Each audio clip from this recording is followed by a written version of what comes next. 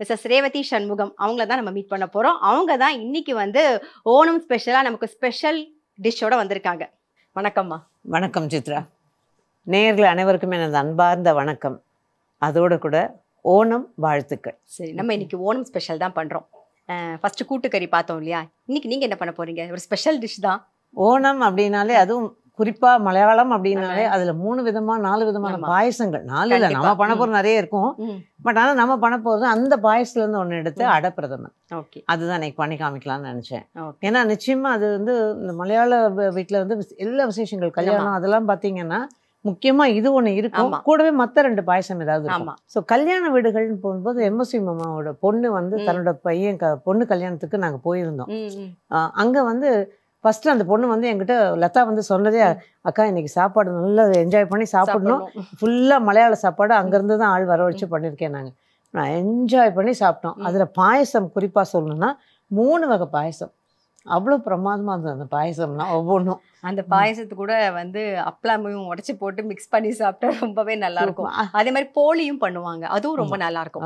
அந்த போலி பால் பாயசம் இது ரெண்டுத்தையும் மிக்ஸ் பண்ணி சாப்பிடும்போது ஒரு டேஸ்ட் இருக்கும். சாப்பிட்றதுக்கு கேட்கும். சரி, இப்ப நம்ம எல்லாரும் வெயிட் பண்றாங்க பாலடை பிரதமனுக்கு. நமக்கு அதுக்கு தேவையான பொருள் பார்த்துடலாம். பாலடை பிரதமன் செய்யறதுக்கு தேவையான பொருள் என்னென்னு பார்த்துடலாம் வாங்க. அடப்பிரதமன் செய்ய தேவையான பொருட்கள்: கெட்டியான தேங்காய் பால் 1 கப், 2வது தேங்காய் பால் 1 கப், 3வது தேங்காய் பால் 1 கப், வெல்லம் 1½ கப், நறுக்கிய தேங்காய் 2 டேபிள் ஸ்பூன், பாலடை 100 கிராம், முந்திரி பருப்பு 2 டேபிள் ஸ்பூன், ஏலக்காய் பொடி 1 டீஸ்பூன், சுக்கு பொடி 1/2 டீஸ்பூன், நெய் தேவையான அளவு. பாலடை பிரதமன் செய்யறதுக்கு தேவையான பொருள் என்னென்னு பார்த்தாச்சு. இப்போ எப்படி பண்றதுன்னு தான் நம்ம பார்க்க போறோம். ஸோ ஃபர்ஸ்ட் நம்ம என்ன பண்ண போறோம்னு சொல்லிடுங்க. இப்போ இதில் வந்து நம்ம வெல்லத்தை முதல்ல போட்டுட்டு கரைச்சிட்டு அதை வடிகட்டி இதில் ஊற்றிடலாம். அதுக்கப்புறம் இந்த அடையை நான் எப்படி வேக வச்சேங்கிறத சொல்லிடுறேன். ஓகே. வெல்லம் வந்து நம்ம வந்து ஒரு கொஞ்சமாக ஒரு 1/2 கப்பு தண்ணி ஊற்றலாம் வச்சுட்டு அதில் பாருங்க. போதுமான இன்னும் கொஞ்சம் போதும். இதுக்கு நல்லா ஒரு 2 லிட்டர் தண்ணியை நல்லா அடுப்பில் வச்சு நல்லா தழைக்க விடணும், நல்லா கொதிக்கணும். அதுக்கப்புறம் இந்த பாலடையை அதை அப்படியே ஒரு அலசிட்டு இந்த கொதிக்கிற தண்ணியில் விட்டு ஒரு கொதி வந்தவுடனே மூடி வச்சு அப்படியே ஒரு 15-20 நிமிஷம் விட்டுட்டு வடிகட்டி பண்ணுறதும் பண்ணலாம். அல்லது உங்களுக்கு அவ்வளோ நேரம் வெயிட் பண்ண முடியாது அப்படின்னா இதை கொட்டிட்டு அதுக்கப்புறம் திரும்ப அதை நல்லா கொஞ்சம் வெந்ததும், அதாவது மூடி வைக்காம அது தண்ணி கொதிச்சுட்டு இருக்கும் போதே இதையும் போட்டு இந்த அடையும் போட்டு அது நல்லா வெந்துட்டு இருக்கணும். வெந்த உடனே வடிகட்டி நல்லா பச்சை தண்ணியில அலசிடணும். நம்ம வந்து மூடி வச்சு ஊற வச்சா கூட அதை பச்சை தண்ணியில திரும்ப அலசணும். நல்லா ஒரு 2-3 தடவை நல்லா அலசிடணும். அந்த மாதிரி அலசி எடுத்து ரெடியா நம்ம வச்சிருக்கிறது தான் இந்த அடை. ஓகே, நல்லா வேக வச்சு எடுத்தாச்சு. இப்போ இதுல வந்து இப்போ சாதாரணமாக இப்போ நம்ம வந்து இப்போ ரெடிமேட் வாங்கி பண்ணிட்டோம் இல்லையா? எப்படி இந்த அடை பண்ணுவாங்க இல்லையா? ஸோ அதாவது ப்ராசஸ்ன்னு சொல்லிடுங்க. அப்படி அது வந்து பச்சரிசியை நல்லா ஊற வச்சுட்டு ஊறின பச்சரிசியை நல்லா நைஸாக விழும்புனா அரைச்சிடணும்னு சொல்லுவாங்க. இந்த மாதிரி நல்லா அரைச்சிடணும். அரைச்சிட்டு கொஞ்சம் ரொம்ப தண்ணியாக இருக்கக்கூடாது, தோசை மாவோட ஒரு துளி தண்ணியாக வச்சுட்டு அதை வந்து எழுதுறது. நம்ம அந்த வடகம், இந்த வடகம் இலவடம் அந்த மாதிரி இதையும் எழுதி ஆவியில வேக வச்சு கொஞ்சம் கனமா வேக வச்சு எடுத்து உரிச்சிட்டு அதுக்கப்புறம் அதை கட் பண்ணி நேரடியா பண்றதும் உண்டு. அதை அப்படியே வெயில்ல காய வச்சு எடுத்து வச்சுக்கிட்டு வேணுங்கிற போது பண்றதும் உண்டு. ஆனா இப்ப பரவலா எல்லா இடங்கள்லயும் அது கிடைக்கிறதுனால யாரும் இந்த அளவுக்கு மெனக்கட்டு அந்த நாள் மாதிரி பண்றது இல்ல, வாங்கிட்டு வந்துடுறோம். இது வந்து வாங்கும் போதே சில இடங்கள்ல வந்து இந்த மாதிரி நம்ம பொடியா உதிர்ந்த மாதிரியும் கிடைக்கும், சில இடங்கள்ல நீளமா இருக்கும். அதை உடைச்சு நம்ம பண்றதும் பண்ணிக்கலாம். நான் இப்ப வந்து அந்த பொடியா இருக்கிறத வேணா அள்ளி சாப்பிடும்போது நல்லா இருக்கும், அதனால அப்படி வாங்கிட்டு வந்திருக்கேன். இந்த பாருங்க, இப்ப கரைஞ்சிருச்சுங்களா? அது அப்படி ஒரு 10 செகண்ட் நம்ம வடிகட்டுறதுக்குள்ளார அப்படியே விட்டுடலாம். ஒரு 10 செகண்ட் விட்டோம் அப்படின்னா மண் தங்கிடும், அப்படி கீழே தங்கிடும். இப்போ ஊற்றிடலாம். இப்படி யாராவது ஒருத்தர் கூடவே இருந்து செஞ்சா எவ்வளோ சௌகரியமா இருக்கு. இந்த வெல்லம் கொதிக்கணும்னா வெயிட் பண்ண வேண்டாம். வெல்லத்தை கரைச்சி ஊற்றின உடனே நம்ம வந்து இந்த அடையை போட்டுடலாம். சேர்ந்து நல்லா அப்படியே ஒரு கொதிச்சு அந்த கொஞ்சம் அப்படி சேர்ந்தா மாதிரி வரும். அதுக்கப்புறமா நம்ம வந்து முதல்ல அதாவது 3வது பாலை ஊற்றி திரும்ப கொஞ்ச நேரம் கொதிக்க விட்டுட்டு அப்புறம் 2வது பால் ஸ்டெப் பை ஸ்டெப்பாக தான். இப்போ இது நம்ம வந்து வெல்லம் சேர்த்து பண்ணுறோம் இல்லையா? இதே பாலடை வந்து சில பேர் வெறும் பாலும் சர்க்கரையும் மட்டும் பண்ணுவாங்க. அப்போ அந்த கலர் வந்து நல்லா பிங்காக மாறி இருக்கும். ஆமாம், அதாவது அதை அந்த அளவுக்கு வத்த விடுறோம்னு அர்த்தம். அந்த அளவுக்கு பாலை வத்த விட்டு அது இந்த உருளியில வத்தும் போதுதான் அந்த கலரும் வருது.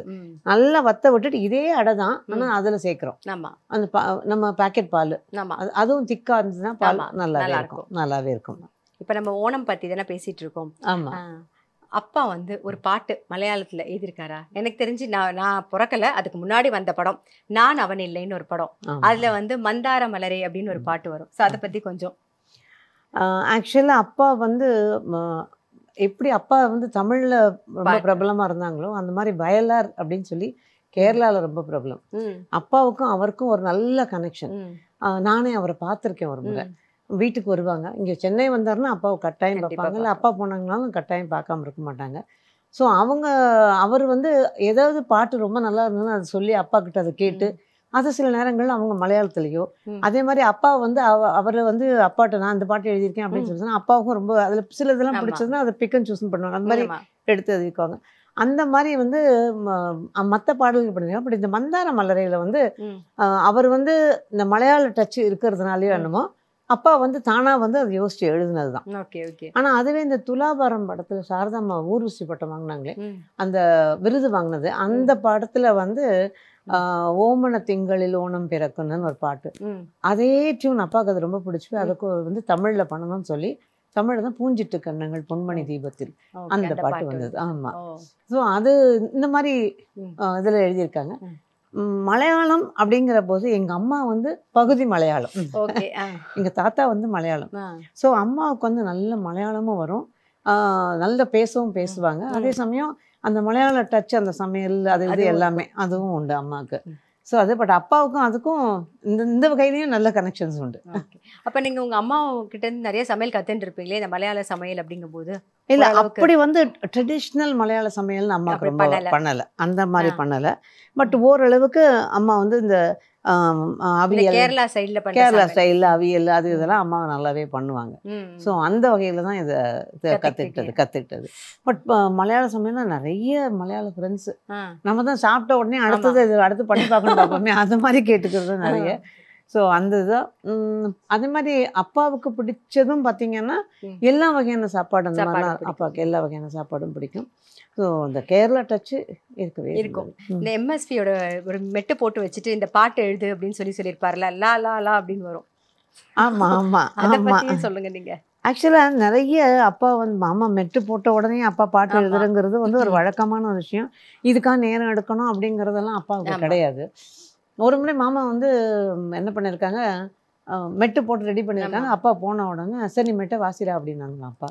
இவர் உடனே லா லாலா லாலா அப்படின்னு ஆரம்பிச்சிருக்காரு. வெறும் லாலான்னு சொன்னால் என்னடா அது வெறும் லாலா லாலான்னு இப்படி அப்பா கிண்டல் பண்ணவும் அவர் என்ன சொல்லியிருக்காரு, அப்பா உசுப்பி விட்ற மாதிரி நிறைய வார்த்தைகள் வருமே. அவர் என்ன சொல்லியிருக்காரு, நான் லாலான்னு போட்டால் நீங்கள் பாட்டு சொல்ல வேண்டியது தானே, அது உங்களுக்கு தெரியாது அவ்வளோ பெரிய கவிஞர் அப்படிங்கிற மாதிரி கிண்டல் பண்ண உடனே சரி போட்டுக்கடா நான் எழுதுறேன்டா அப்படின்னு வான் நீலா நீலா அப்படின்னு எல்லாமே அப்போ நம்ம சொன்னாங்க. அதில் வந்து பிரதர்ன்லா சிஸ்டர்ன்லா ஃபாதர்ன்லா தான் வரல, எல்லா லாவும் வந்துருச்சு. கடைசி முடிவு வரைக்கும் அந்த மாதிரி கொடுத்துருந்தாங்க. இந்த மாதிரி நிறைய பாடல்கள், பாடல் பத்தி பேசணும்னா நிறையவே பேசணும். நம்மளுடைய அடப்பிரதமருக்கு வெயிட் பண்றாங்க, அதுவும் ரெடி ஆயிடுச்சு இல்லையா? இன்னும் கொஞ்சம் கொதிச்ச உடனே பார்த்துருவோம். சரி, கொஞ்சம் ஓரளவுக்கு செவக்க, ரொம்ப இதுவாக வேண்டாம், பட் ஓரளவுக்கு செவக்க வேணும். இப்போ வந்து வெள்ளைக்கரசல்ல நல்லா அந்த அடையும் சேர்ந்து நல்லா கொதிச்சு சேர்ந்து வந்துடுது. இப்போ சேர்ந்து வந்துருக்கு பாருங்க. இந்த ஸ்டேஜில் இந்த 3வது பால் இது ஊற்றிடலாம். இது கொஞ்சம் கைவிடாம தொழாவணும். என்ன காரணம்னா தெரிஞ்சு போயிடாம திரண்டு வந்துடும் இல்லையா, அதனால கொஞ்சம் கைவிடாம கொஞ்சம் திரும்ப இது கொஞ்சம் திக்காகணும். ஓகே, நான் எப்பயுமே வெள்ளத்துல வந்து பால் சேர்க்கும் போது கொஞ்சம் பார்த்து தான் சேர்க்கணும். யூஸ்வலாக வெள்ளத்துல போடும்போது பாலை ஊற்றிட்டு ஆஃப் பண்ணிட்டு தான் போடுவோம். பட் இதுக்கு வந்து இதுலயே தானே வேகணும். ஆமாம், அதனால நம்ம வந்து கைவிடாம தொழாவணும். இப்போ இதில் முந்திரி பருப்பு இப்பவே சேர்த்துடலாமா? என்னன்னா முந்திரி பருப்பு தனியாக வறுக்கணும்னு அவசியம் கிடையாது. இது வந்து அந்த தேங்காய் வறுப்பட்டோன்னா அதிலே ஒரு வறுத்துட்டோம்னா ரெண்டும் ஒன்றா சரியா இருக்கும். ஆமாம், பாருங்க இந்த பக்கம் முந்திரி பருப்பு அப்புறம் தேங்காய் ரெண்டும் வறுபட்டுருது. நம்ம வந்து 3வது பால் விட்டோம். 3வது பால் விட்டு நல்லா கொதிச்சு இதுவும் சேர்ந்து வந்துருது. ஆமா, இப்போ நம்ம 2வது பால் சேர்க்க போறோம். ஊற்றிடலாம். ஓகே, இதுவும் கொதிக்கணுமா? இதுவும் நல்லா கொதிக்கணும். ஓகே. இதுவும் கொஞ்சம் கொதிச்சு சேர்ந்த உடனே லாஸ்ட்ல முதல் பால் ஊற்றிட்டு ஆஃப் பண்ணி அடுப்பு ஆஃப் பண்ணிடணும். அவ்வளோதான். இது இன்னொன்று என்னன்னா, இது இப்படி பார்க்க கொஞ்சம் தளதளன்னு தண்ணியாக இருக்க மாதிரி இருக்கும். நேரம் ஆக ஆக இருக்கும். ஏன்னா அந்த அடையோட தன்மை அந்த மாதிரி சரியா இருக்கும். இப்போ வந்து 2வது பால் சேர்த்து அதுவும் நல்லா கொதிச்சு சேர்ந்து வந்துருது. இப்போ வந்து கொஞ்சம் ஏலக்காய் தூள், சுக்கு தூளும் போடுவாங்க. நல்ல வாசமா இருக்கும். ஆமா.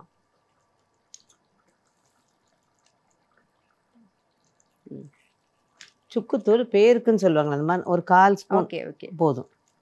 அவ்வளோதான். இது நல்ல ஜீரண சக்தியும் கொடுக்கும், வாசனையும் கொடுக்கும். நல்லா இருக்கும். ஸோ இது இப்போ முதல் பாலை ஊற்றிட்டு திக்காக இருக்கணும்.